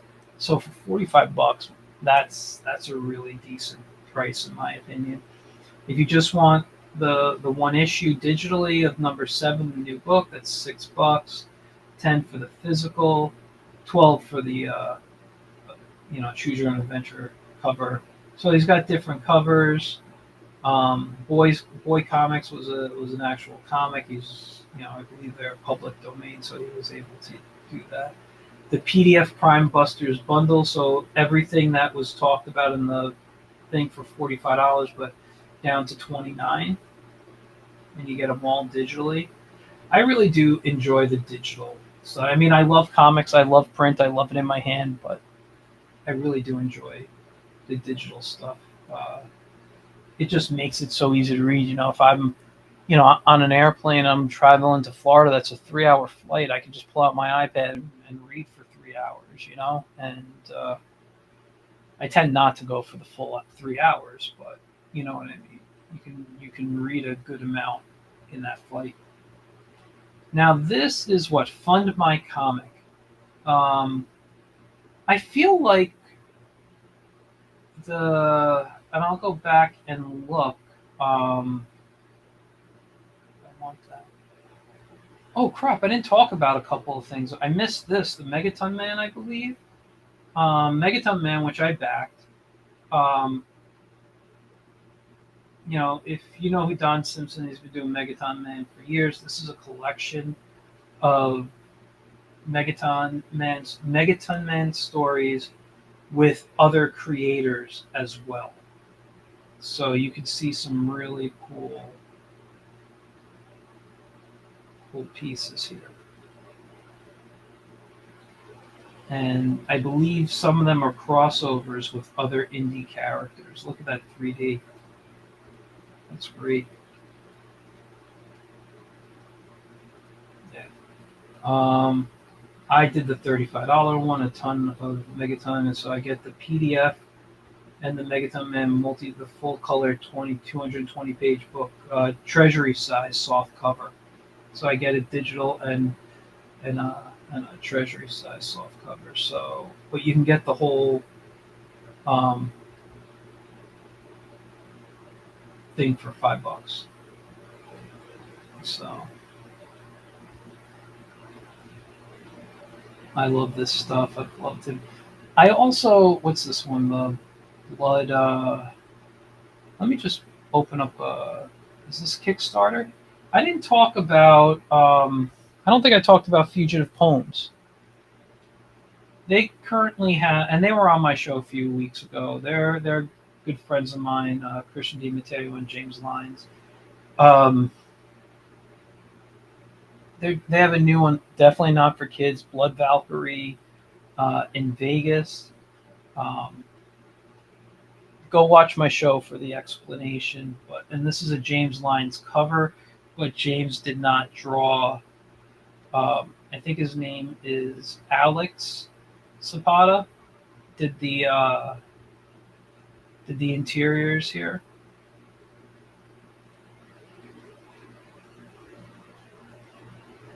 So just go check this out. Great rewards, great stories. Fugitive Poems is really a comic company you need to watch. They're working on their first, kind of kid friendly thing, but most of their work is not for kids. It's kind of like heavy metal meets rock and roll meets heavy metal. Well, I mean, like Heavy Metal Magazine, but also like the music, heavy metal meets. There's some rock and roll. James is really inspired by music, and I feel like a lot of Image Comics is in, but not like classic Image where it was like McFarlane and it was the stuff that came after. Um, great stuff here. These demons look amazing. Um, this is an orgy that's going on with that you shouldn't see. Um, yeah, but you can go on and check out these things. They're all really cool stuff. They got good deals. You're going to see high quality work. I own a few of their anthologies, their Containment Breach anthologies, but they're fantastic. They're everything's high quality, and they're a company to watch, especially if you're into the non kid friendly stuff. I actually have a story that's really not kid friendly that I've been wanting to do for them. I just need to find the time to kind of sketch it out so I can pitch it to them, and then I would draw it out. Now, Fund My Comic is another crowdfunding site. I click on whatever comics, manga, at the top, books, magazines, and I see some really good stuff come out of this here. Um, this one always sounded good. Paul Bunyan versus Dracula, and both public domain characters. They're looking for $500. They're at 89. Um,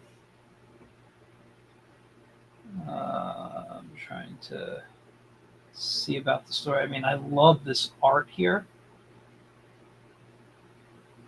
What's the story? In the quiet frontier town of Big Timber, a legend and nightmare collide when Victor Dragul arrives, bringing with him an air of mystery and unspeakable darkness. What the town folks don't know is that Dragul is no ordinary traveler. He's Count Dracula seeking to expand his immortal reign. At the heart of the storm stands Molly Martinez, a striking Irish Mexican beauty and the pride of Big Timber. She has long been Paul Bunyan's childhood crush, but her heart has always belonged to Woodrow, a bold young man who left town years ago to become a Pony Express rider. Now he's returned, a man eager to claim Molly's hand in marriage. But their reunion is short-lived. Dracula has his sights set on Molly, drawn to her beauty and spirit. With dark magic and irresistible persuasion, he takes possession of her, claiming her as his newest bride. As Molly falls under Dracula's thrall, Paul and Woodrow are left reeling in fury and heartbreak. Now these two rivals must put aside their differences and join forces to battle an ancient evil unlike anything they've ever faced before. Can they stop Dracula before Molly's lost forever? Will their combined strength be enough to defeat the Lord of the Vampires? With an axe in hand and vengeance in their hearts, Paul Bunyan and Woodrow prepare for the ultimate showdown, a battle of brute force against a supernatural terror, of folklore against legend, of man against monster, of fate of Molly, and all Big Timber hangs in the balance. Want to read some pages 1 through 9 of 52 to help yourself? I mean, look at that. That's beautiful. That is beautiful. I love this. I mean, wolves. I've drawn wolves before, and they are they're difficult to get their faces right, I think. And I just think this is gorgeous.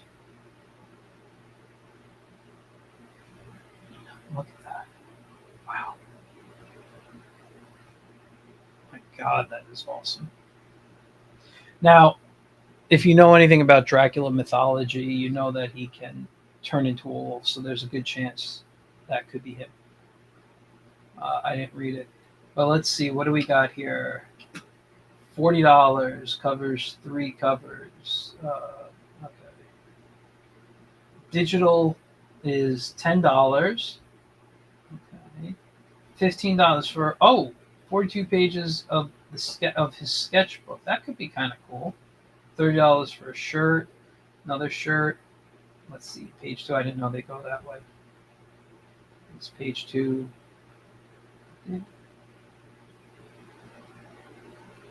I don't know why it gave me a page 2 and nothing else is coming up. You can get the 2 covers for $30, $12 for the McFarlane homage cover print. $110, you get everything basically. Yeah, listen, these are great prices. All this stuff, and this looks like something cool. Definitely check that out. I don't know what Indiegogo. I didn't get a chance to look through Indiegogo, so I'm going to skip it right now, especially since I'm coming up on 2 hours, and I want to shut down for the night. This is Zoop. Now, Zoop I've never heard of up until I recently backed Dan Thompson's. It's called Squid Williams. And if you're unfamiliar with Dan Thompson, he has a few syndicated strips. I believe right now the big one that he does is Rip Haywire. But he also has some other books. Uh, I think it's Tig and Lily. Um, and he's got Squid Williams. He's got a beautiful style. It's cartoony. It's almost like Chester Gould meets Hanna Barbera. Um, I really enjoy it. Uh, Go check if you haven't seen anything. Go check out Rip Haywire though. Just look it up. It's a daily comic strip. It's got humor. It's got adventure. He's a soldier of fortune. Actually, Rip inspired one of my characters that I plan to do. I have a 8-page short story I plan to do with a character that was highly inspired by him, even in style when I drew him. But I think I'm gonna change that up. I don't think that style needs to continue right now because it's too close to what Dan's doing. You know. So when you look at these, a lot of them are coming soon. There's only 3 that are currently up here. I think I clicked on each one. So Stardust, this is the all red cover I was talking about, the Super Wizard. It's an anthology. It collects. You can see the different things they have here, and these are the rewards. But a beautiful hardcover anthology reviving Stardust, the Super Wizard, the weirdest golden age character. Yeah, and if you look him up and you find his old stories, there's actually a oh no, that's a different character I'm thinking of. But yeah, he's one of the strangest characters out there. To protect and I'm sorry, not to protect. The project is spearheaded by writer and Stardust enthusiast Van Jensen, who has enlisted an all-star roster of contributors, including Mike Allred, who supplies the cover artwork and an interior story. Francisco, I can never say that. Frank Calvia, I don't know. Peter Woods, Ron Mars, Xander Cannon, Cecil Castellucci, um, Jay, is that Barshall, Jesse Lonergan, Jeff Parker, Tom Fowler, and a dozen others. This book includes a debut of short story from Ian Hanks, the grandson of Stardust creator Fletcher Hanks. I mean, that sounds great. They've already. Oh, there's only 27. Is that days or 20? This is minutes. So hours. I'm sorry, hours, minutes, right? Seconds. Okay. So this will be, basically you got less than a half hour to do this. The PDF is 140 pages, $25. Hardcover is 40, and the unavailable ones are the ones I can't afford anyway. So, but yeah, a lot of cool stuff. I actually love Stardust. He's a strange character. For a while he was actually a warm up drawing of mine. I just really enjoyed drawing that. Now, next up is Conan, the Colossal Edition. This is a collection of John Buscema, Barry Windsor Smith, Gil Kane, and others. Completely surpassed. I cannot afford anything here. I would have taken the 40. I mean, wow. Or actually, that's a high quality print. Wow. Neil Adams. I mean, this is great. Now, I did complain a little earlier at the beginning um, when companies, of licensed characters go on Kickstarter or wherever to get a collection backed. I don't think I'm not a huge fan of it. I mean, they go they go crazy because people out there are fans and want the collection. And honestly, I'd want the collection of this. And I'm not gonna lie, it would be worth $150 for me to buy the book. Um, Problem is not this problem. I want to stay married. My wife would kill me. Uh, so, um, but yeah, whoever's doing this, I get it. I understand why they do it. I just never liked it. Um, the magical is coming up later.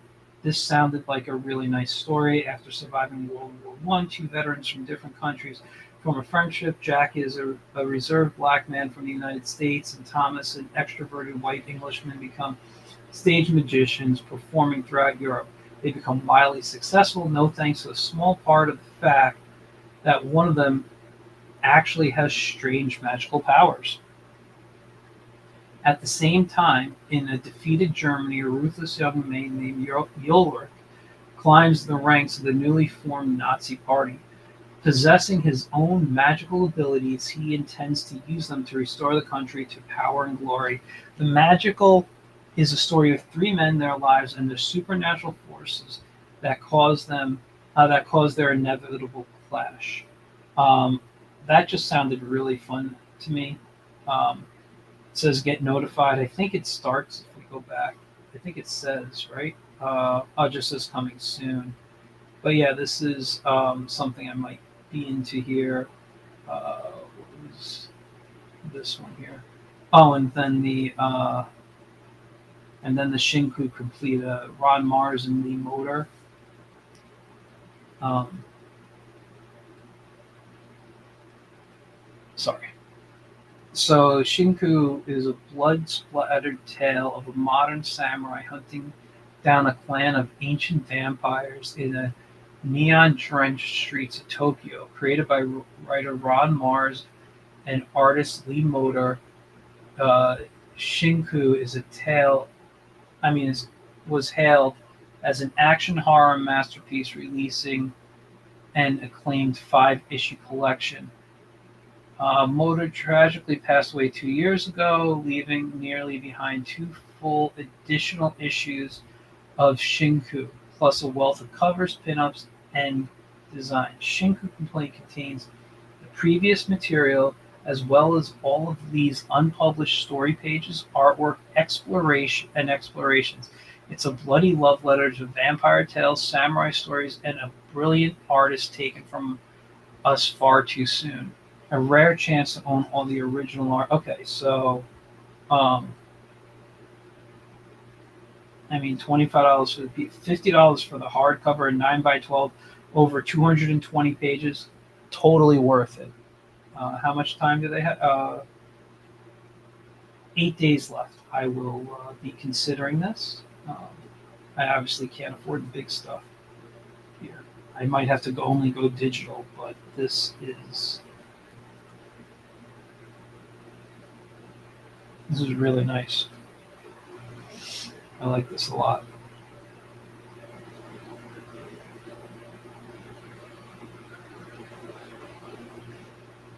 Wow. All right. Anyway, you guys, that has been everything I have. I have picked out for you guys to look at.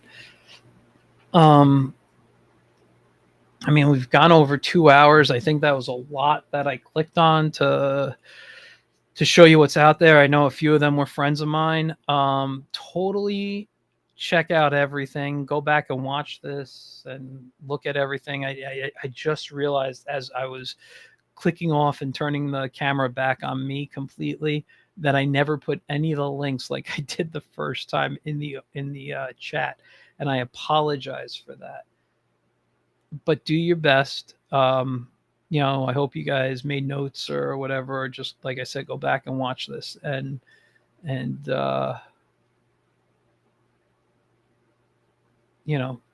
go back some stuff. It's support the indie comics. That's these creators need your help.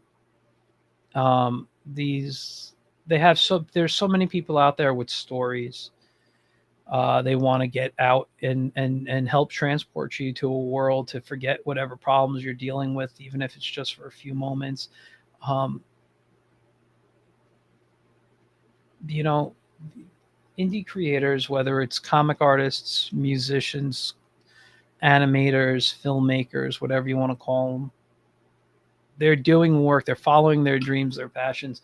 Unfortunately, sometimes the big companies come in and say, hey, it's going to be this way, or because we have the money, no one's going to see your stuff. Well, luckily we got these crowdfunding sites now where you can go out and find people doing what you love. And if you're not happy with what's out there in the mainstream, there are people out there trying to do things that you like, um, because they're like you. The only, I don't want to say there's a difference, but the only real difference is they're actually trying to put it together. Um, and if everybody gets together and helps these people out, they could become the new mainstream. It'll be a lot of hard work, but supporting indies is the best. I'll be honest with you, outside of old trades, like old stories that I love, I rarely buy mainstream comics anymore. Everything I buy um, comes from the indie world.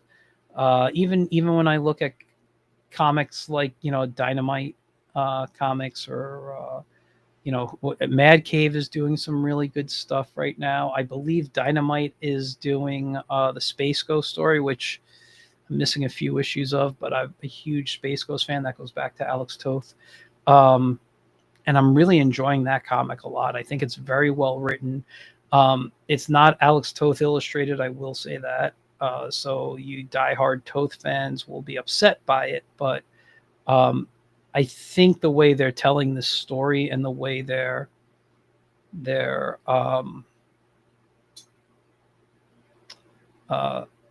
way the artwork, it goes well together. And they're changing a little bit of the Space Ghost story, but it makes sense.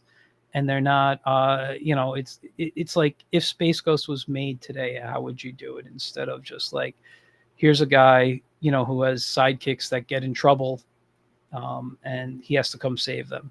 And usually the monkey saves them with his Inviso power. But yeah, go check out those books, look at them. Image Comics, as a company, but there's some great stuff. I mentioned some friends of mine today, Filbo Publishing, um, Fugitive Poems. There's a lot of great stuff out there. Daphne Lage has her Ego Raven, which I forgot to show, but check that out. Um, and like I said, JD Calderon has some stuff. Bill Mouse, everybody, they're doing such great stuff out there. Go check that stuff out. Um,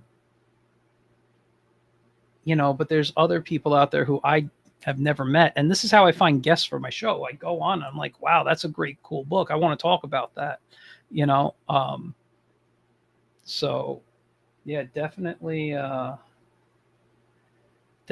these are the people we should be supporting. Um, I'm not going to say don't watch the mainstream stuff. You like it. I mean, but really try to help out these creative people. These are the people who need the help. Um, these are the people trying to build a business, trying to be able to do this full time, so that they can constantly bring you, quality entertainment. And whether that means it's online, or in a digital copy or in a physical copy, they need the help. So if you're not supporting a Kickstarter or a GoFundMe, look at people who have Patreons, and go back a Patreons, become a patron to them. If they have a Ko-fi, the KOF, what is it, FI or something, um, donate a couple of bucks. Just help these people out, because that's what they need to constantly to bring you stuff. And that's all I got to say. If you haven't already done so, please follow me on YouTube, subscribe there. You can follow me on Instagram. My name, Michael Gracia. My YouTube is Michael Gracia. I'm Michael Gracia everywhere except on X, which is ToonMaker76. That's TOON. Maker 76, as well as my Twitch page. So ToonMaker76. I don't really use other social media. I don't even really use X. It's just I have a page. I keep forgetting to post to it all the time, and I use Instagram mostly, so that's where you can find me. And if you have a campaign coming up on any of the things I just showed or a different crowdfunding site, please message me. I'll be doing this again at the end of May. And if it's going to be running in the last week of May, or, it's open and it's going to run into June, let me know. I will share what I can with my audience. And if I can't share it on the show, there's a good chance it'll be an Instagram story or something. So if I think my audience will love it, I will put it out there. So please go help everyone out. That's indie creators, and I will see you guys next week. Maybe I'll do a live stream over the weekend. Like I said, I have my family event, but I'm really eager to get back into drawing my comic book. But maybe I'll have a little fun. I'm trying. I want to bring back my what do you call it? I was doing my Monday night live draws. I'd like to bring that back. So we'll see. So maybe Monday nights and Wednesday nights you'll see me on here. And with that, guys, thank you for watching. Don't forget the Whimsical Wiz on Amazon. You can get the complete 2023 collection. Currently working on the complete 2024 collection, with some bonus stuff in there. And akidinacomic.com. Zorro's Exploits, Zorro's Swordplay and Romance you can get on Amazon or Bold Venture Press. And with that, I will see you next week with an actual guest. All right, you guys have a great rest of your night. Bye, guys.